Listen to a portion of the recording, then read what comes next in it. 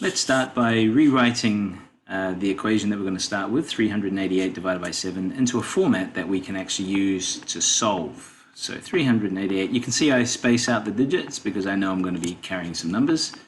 So 388 divided by 7. Okay, so we're ready to start. 7 into 3. How many times does 7 go into 3? Well, it doesn't at all, so that's a 0. This 3 we're not finished with, but we'll carry it over here in front of the 8, in front of this 8. So now it's 7 into 38. So how many times does 7 go into 38? Well, 5 7s are 35, right? And so that means the remainder, 35, 38, is 3. Okay, so that becomes a 38 again.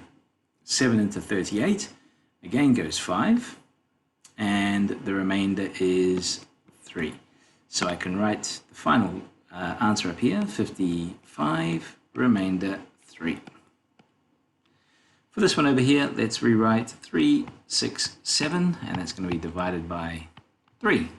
So let's do that. 3 into 3 goes once, 3 into 6 goes twice, 3 into 7 goes twice, with 1 as the remainder. So the final answer here is 1, 2, 2, remainder 1.